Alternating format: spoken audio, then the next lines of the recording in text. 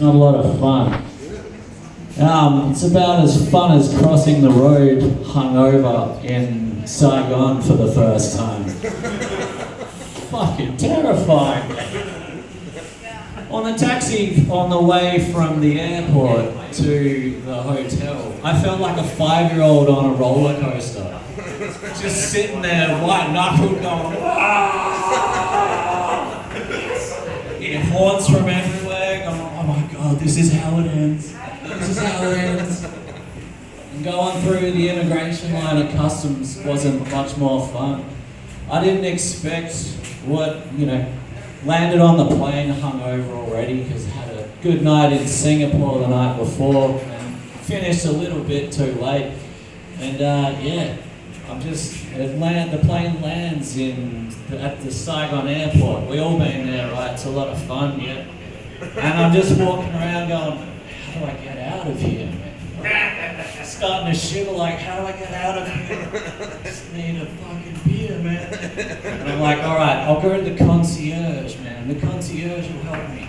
And I go, how do I get out of the airport? And she just looks at me and goes, sorry, what? How do I get out of the airport? The airport, out. How do I get outside? Sorry, don't know.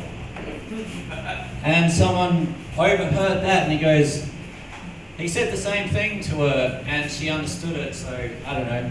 And there's a queue of about 2,000 people, which is an under-exaggeration. And I'm just standing there going like, I need to fucking...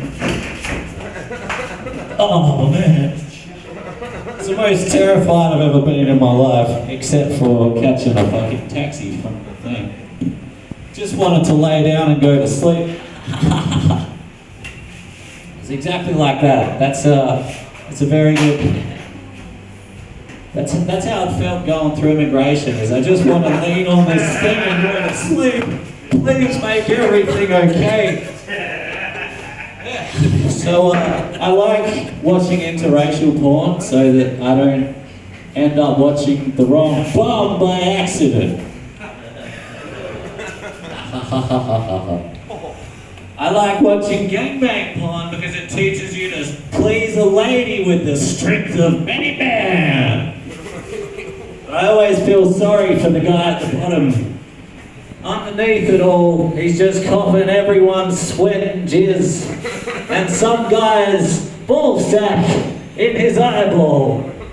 And he's just laying underneath it all going, I gotta stop agreeing to this.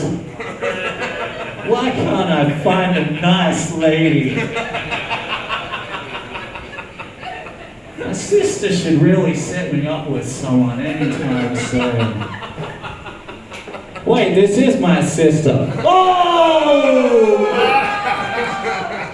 And then there's another guy over on the couch just going like, he can never quite make it to the whole thing that's going on with the gangbang. And he's just trying to lean over the couch going, please, I hope she touches it, come on! I had a recurring dream about my ex-girlfriend. And in said dream, she had a cock. And I would just wake up confused going, she had a cock, then how did my cock get covered in blood once a month? That's normally the joke where people go, oh, when they understand it. Something else I hate about flying.